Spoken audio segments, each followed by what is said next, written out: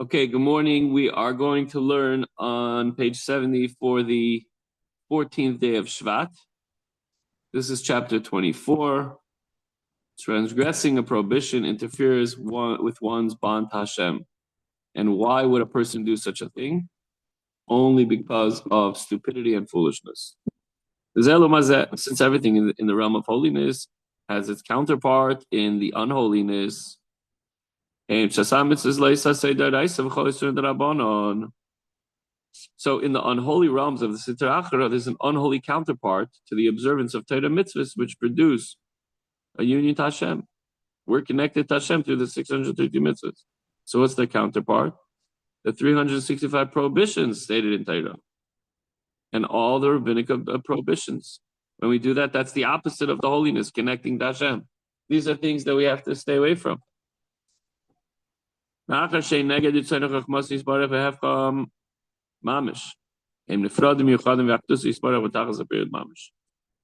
you do these things, if we do these things, they're contrary and the opposite to the will and wisdom of Hashem, and they represent a separation from Hashem's unity and oneness. And that's why they're called the other side. I'm sorry, Hester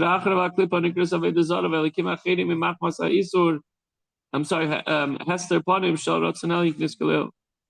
They're the same as the Sitra Achra and the Klippa, which are called idolatry on the other side, since the internal aspect of the divine will is concealed from them, as explained above, that they receive their life force from Mechinas Acharayim, the level of Acharayim, and for this reason they're called Elikim Acherim.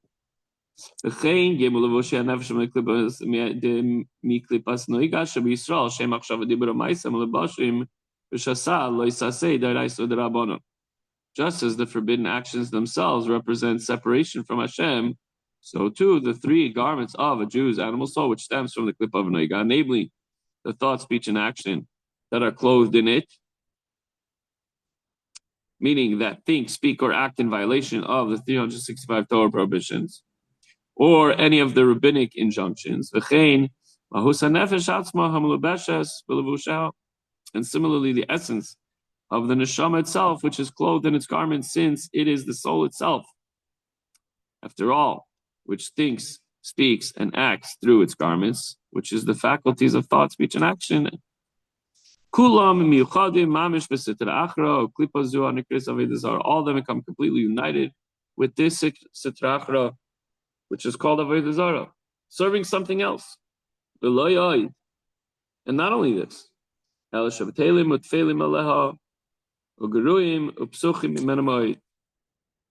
only are they united with the Klippa and thus equal to it, but furthermore, they become secondary and subordinate to it, and much lower and more debased than it.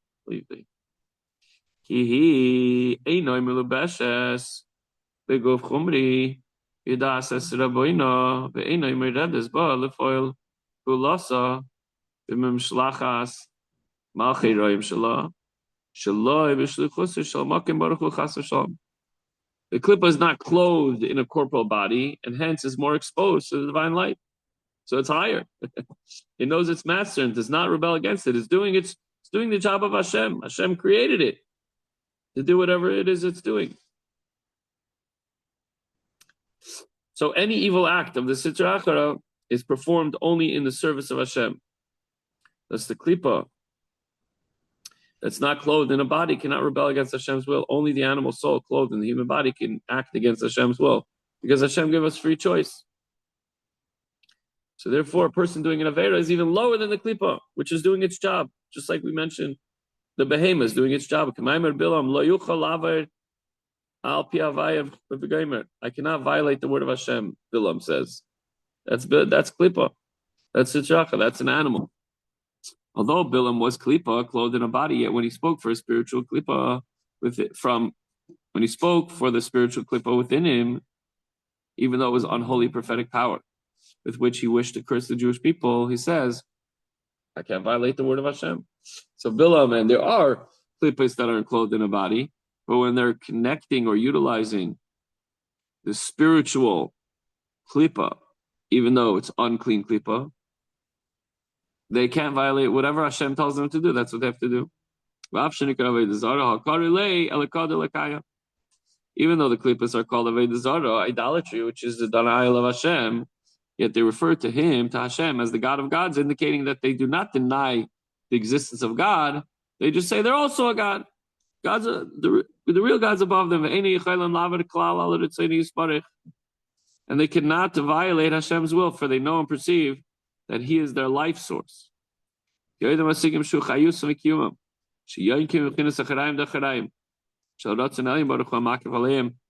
though God gives them sustenance from the back, but nevertheless, that's still giving them sustenance, that's still giving them life, and they cannot go against that.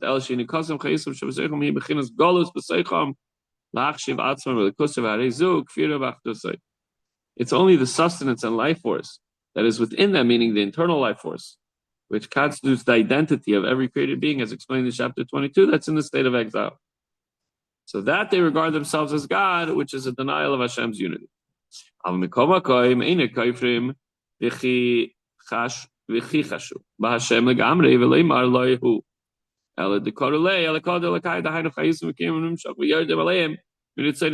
again, as we said, they're not completely heretical as to deny Hashem.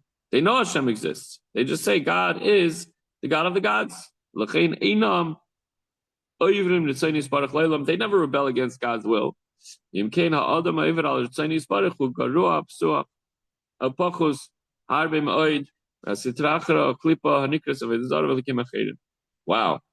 So if a person goes against the will of Hashem, he's worse off than the Sitra Achra and the Klippa, and those that say, yeah, there's a God, but I'm also a God.